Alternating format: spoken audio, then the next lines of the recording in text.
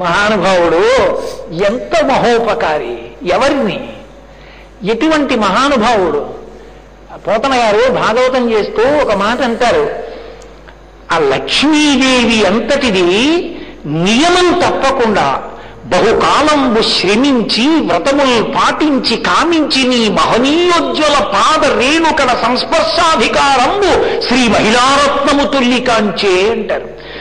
ఎంతో తపస్సు చేసి లక్ష్మీదేవి ఆయన పాద రేణువుని ముట్టుకునే అధికారాన్ని పొందింది అన్నారు. అటువంటి పరమాత్మ కలియుగంలో దెబ్బలు తిన్నాడు భక్తుల చేత, అయినా ఓర్చాడు కారుణ్యంతో. కాబట్టి ఇప్పుడు గోపాల బాలుడు మరణించాడు. లోకమునందు ప్రకటనమవ్వాలి అవతారం.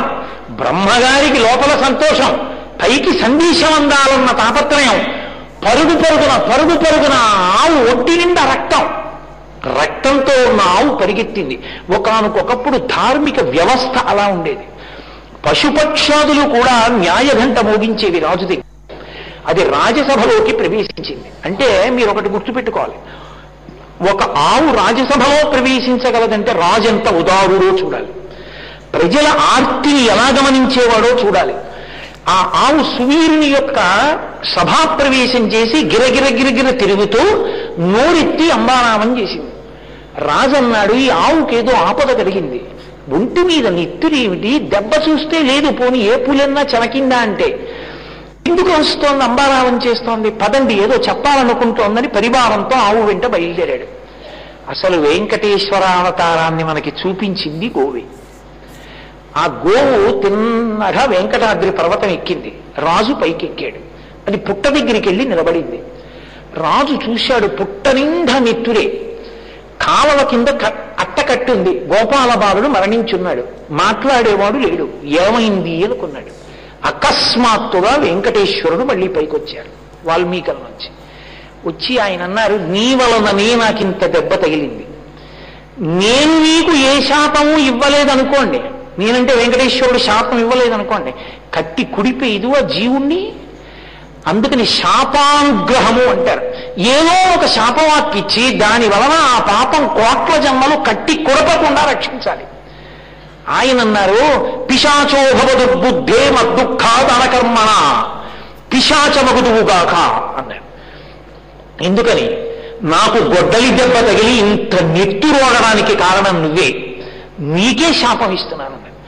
ఆయన కాళ్ళబడ్డాడు, వేళ్లబడ్డాడు, నా తప్పే అన్నాడు, రాజ్య పరిపాలన ధార్మికంగా చేస్తున్నానన్నాడు.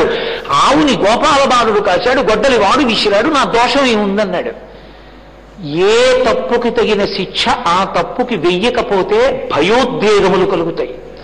నీ భార్య ఆవు పాలివ్వనందుకు అంత దెబ్బలు కొట్టించింది. ఆ తర్వాత రాజుకి తెలిస్తే ఇంకెంత భయపెడతారో అని భయపడిపోయాడు వాడు. ఇంత శిక్ష పడకుండా పరిపాలన యందు జాగ్రత్తగా చూడవలసిన కర్తవ్యము నీకున్నదా లేదా? హంసతూలికా తల్పం మీద పడుకోవడం, రాజరత్వకుల యొక్క నాట్యం చూడడం అనుకున్నావా? బాలకాండలో విశ్వామిత్రుడు రామచంద్రమూర్తితో మాట్లాడుతూ అంటాడు, నృశంసం వా పాతకం వా సదోషం వా కర్తవ్యం రక్షతా సదా రాజ్యభార నియుక్తానం యశధర్మ సనాతన అంటాడు. ఏం తాతకని చంపమంటే అలా చూస్తున్నావు? ఆడదనే, ఒకవేళ ఆడదాన్ని చంపిన మహాపాతకం నీకొస్తే రాని అనుభవించు. ఏ రాజాంతఃపురంలో కూర్చుని అమృతాన్నం మెసకడం అనుకున్నావా? రాజనర్తకీమణుల నృత్యాలు చూడడం అనుకున్నావా? హంసతూలికా తల్పాల మీద పడుకోవడం అనుకున్నావా? ఏషధర్మ సనాతన, మీతోనే మనవి చేశా, ధర్మం ధర్మం ధర్మం, సనాతనమైన ధర్మం ఇది. నృశంసం వా పాతకం వా సదోషం వా, అది పాతకమైన, దోషమైన, నృశంసమైన, అనుశంసమైన, రాజైనటువంటి వాడు ప్రజలను రక్షించుట కొరకు బాధ పెడుతున్న వాళ్ళని నిగ్రహించవలసిందే, వేయి బాణం అన్నాడు. తప్పకుండా వేసేస్తాను. ఎందుకేస్తానో తెలుసా? నాకు తెలుసు మహానుభావ, గోబ్రాహ్మణ హితార్థాయ దేశస్యాస్య సుఖాయ చ. అక్కడ రాముడు ఇదే చెప్పాడు, గోబ్రాహ్మణుల హితం కోసం చంపుతా, గోవుల్ని తింటోంది తాటకి, అందుకు చంపేస్తా.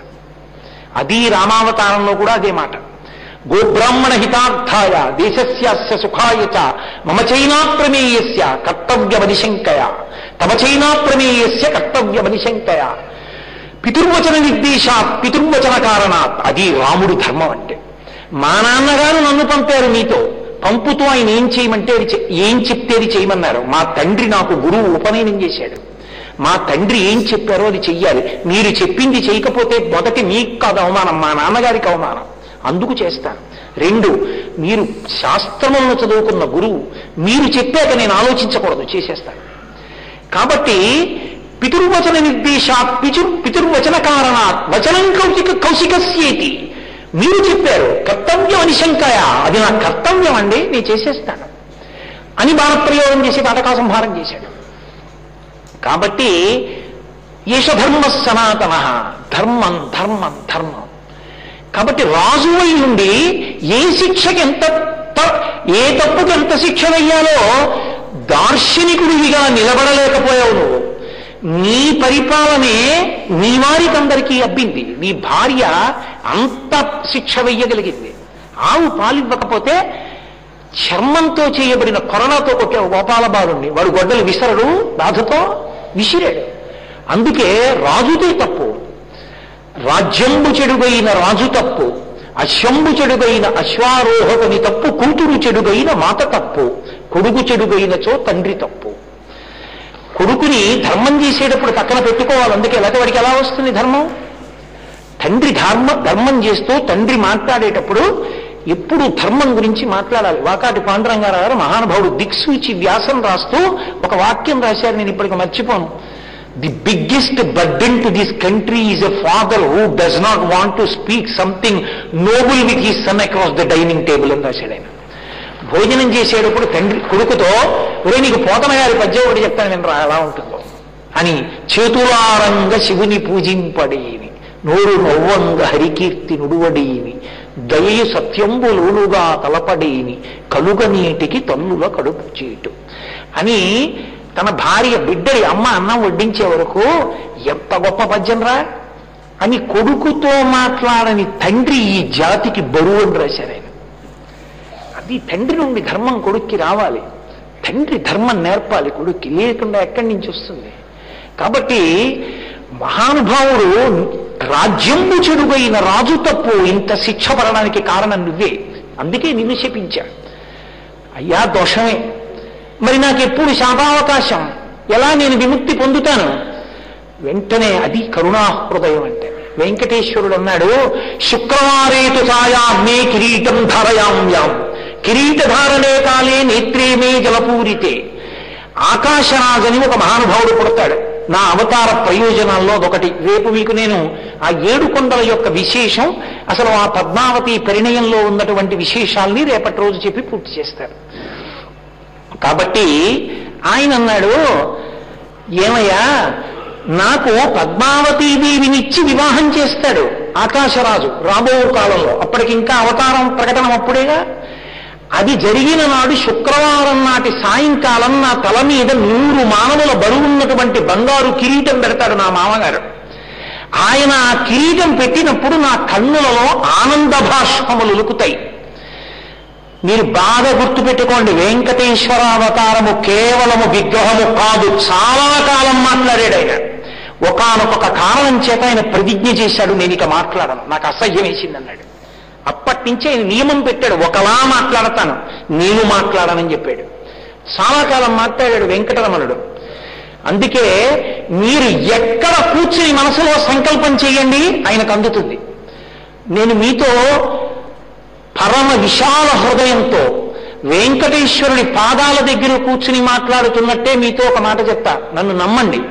నేను అభిషేకం చూసినప్పుడల్లా ఒక మాట అంటా, స్వామి నాకు 51 ఏళ్ల వయస్సు, నీ టిక్కెట్ నేను ఇప్పుడు కొనుక్కోలేను. ఎందుకో తెలుసా? నేను కొనుక్కున్నా ఇక వస్తాను అభిషేకానికని నాకు నమ్మకం లేదు. అది ఎప్పుడో వస్తుంది, ఏ 30 ఏళ్ళకు. అది నేనేం తప్పు పట్టట్లేదు. నాలా తండ్రికి ఎందరో బిడ్డలున్నారు, ఎందరికి చూడాలని ఉండదు. కాబట్టి నేను ఇంకా మళ్ళీ శరీరంతో వస్తానా, నేను చూస్తానా నీ అభిషేకం? ఏమో, నీ కారుణ్యం ఉందనుకో, రారా చూడన్నావనుకో, చూస్తాను. నా ప్రయత్నం చెల్లదు స్వామి.